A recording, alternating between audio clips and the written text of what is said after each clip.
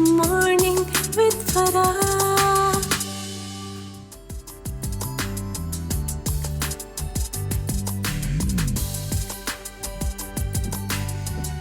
Bismillahirrahmanirrahim. Assalamu alaikum. Good morning and happy Monday.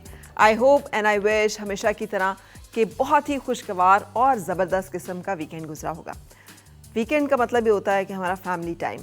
हमें क्या करें, अब हर बंदा जो है मुलाजमत पेशा है, अब तो माँ भी काम कर रही होती हैं, वालिद भी काम कर रहे होते हैं, बच्चे भी स्कूल जा रहे होते हैं।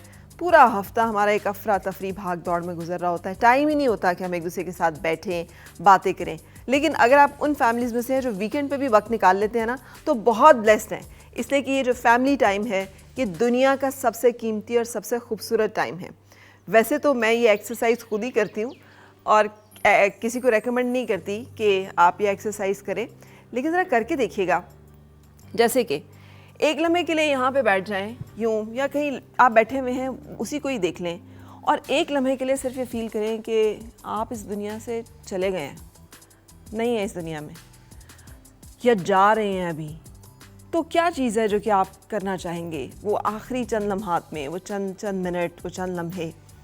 तो मुझे हमेशा जो याद आया है ना, वो यही याद आया कि अम्मी के साथ वक्त नहीं गुजारा उतना, शायद माफ़ी भी नहीं मांगी बहुत सारी चीज़ों की, खुल के कोई बात भी नहीं की, अब्बू से भी नहीं की, बच्चों के लिए भी ये ज़रूर कोशिश की कि इधर भाग लें उधर भाग लें, लेकिन उनके साथ बैठ के जो एक दिल की बातें होती हैं ना, वो नहीं की। तो इस तरह के रिग्रेट्स जो हैं, ये हमें इनका एहसास होता है जब हमें लगता है कि उम्र ख़त्म हो रही है, ज़िंदगी ख़त्म हो रही है, वक्त ख़त्म हो रहा है या हो चुकी है। और जितना हम अपने जीते जी इस चीज़ का एहसास कर लें ना, और जितना जल्दी कर लें, उतना ही खूबसूरत और उतना ही अच्छा होता है। मैं पिछले दिनों एक बुज़ुर्ग जो है उनका इंतकाल हो गया, तो फैमिली में जो कि सब लोग इकट्ठे थे।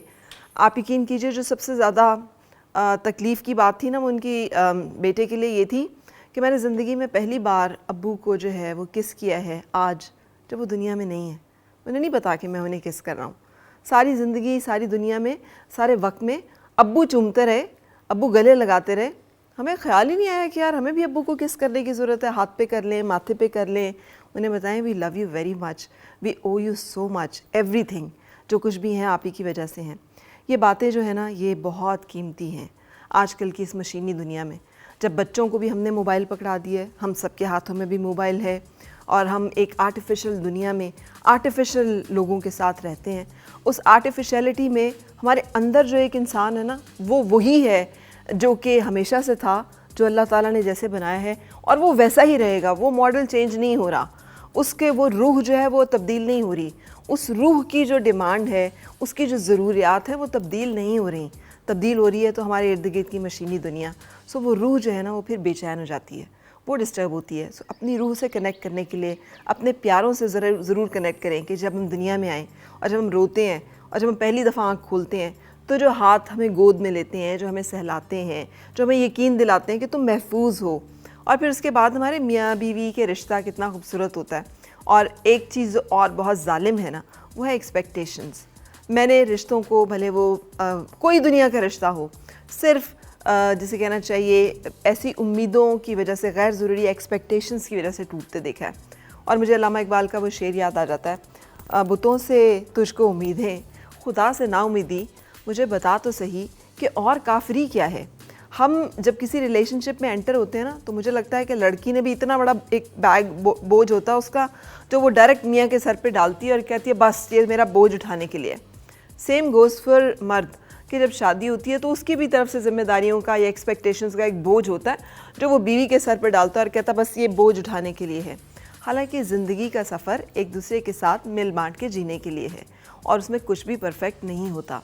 किसी की ज़िंदगी में भी कुछ परफेक्ट नहीं है। ये जो फेसबुक ने और इंस्टाग्राम ने जो हमारी मुसीबत है वो ये है कि वहाँ पे हम देख रहे होते हैं कि वो, उसकी तो ज़िंदगी बड़ी परफेक्ट है, उसके पास तो सब कुछ है।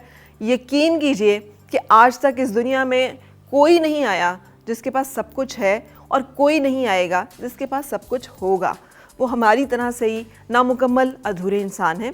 हाँ, उन्हें अपनी कमियों, खामियों, कमज़ोरियों को छुपाना आता है, इसलिए कि वो हमसे अपनी पूरी ज़िंदगी नहीं, अपनी ज़िंदगी के बेस्ट मोमेंट्स जो हैं वो दिखा रहे होते हैं सिर्फ। और जो अच्छी बातें होती हैं हमें वो बता रहे होते हैं, जो बुरी बातें होती हैं, नहीं अच्छी बातें होती हैं, वो छुपा रहे होते हैं। सो हम कंपेयर करते हैं उनको अपनी नॉर्मल ज़िंदगी के साथ और हमें लगता है कि हमारे पास तो वो सब कुछ नहीं है। हमारे पास सब कुछ है। अगर आपके पास कोई प्यार करने वाला है, एहसास करने वाला है, कोई आपका ख्याल करने वाला है, तो आप खुशकिस्मत तरीन हैं।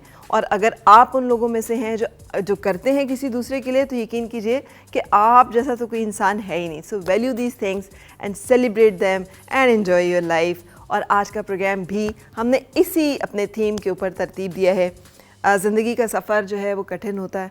उस सफ़र को जो लोग मिल बांट के जीते हैं वो बड़े हसीन होते हैं, बड़े कीमती होते हैं, बड़े खूबसूरत होते हैं। लेकिन ये कैसे मुमकिन हो सकता है?